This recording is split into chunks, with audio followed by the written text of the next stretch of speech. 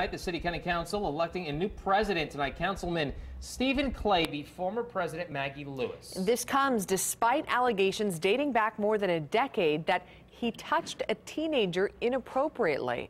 24-hour News 8's Julian Grace attended the meeting. He joins us live now outside the City County building with more. Julian.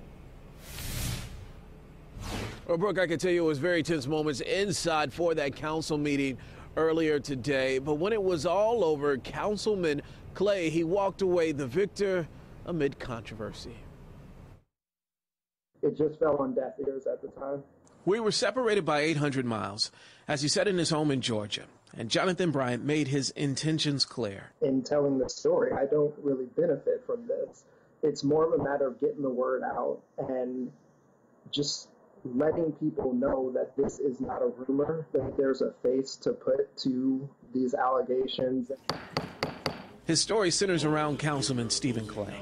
And on this day, Clay was elected the new president of the City County Council. I think what we saw today is what happens when Democrats and Republicans can work together for common good.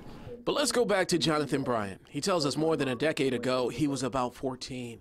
And he says Clay, who was his pastor at the time, was watching him while his mother prepared to give a sermon, he says. And that during the night, he adds, Clay grabbed his crotch.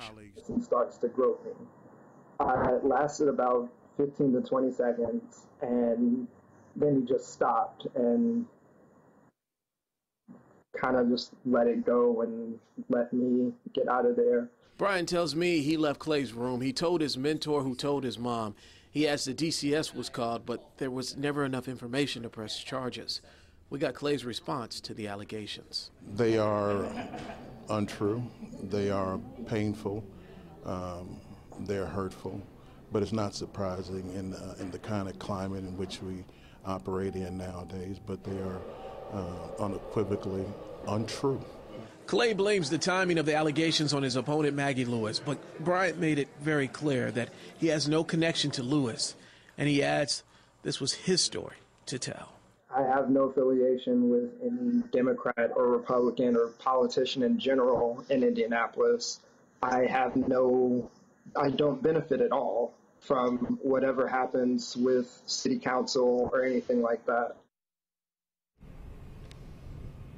Well, here is some more information for you. Clay tells us he is moving forward and that Bryant's accusations will not be a distraction to him in his new role. We'll continue to follow any new developments with this story. For now, reporting live in downtown Indy, Julian Grace, 24-hour News 8.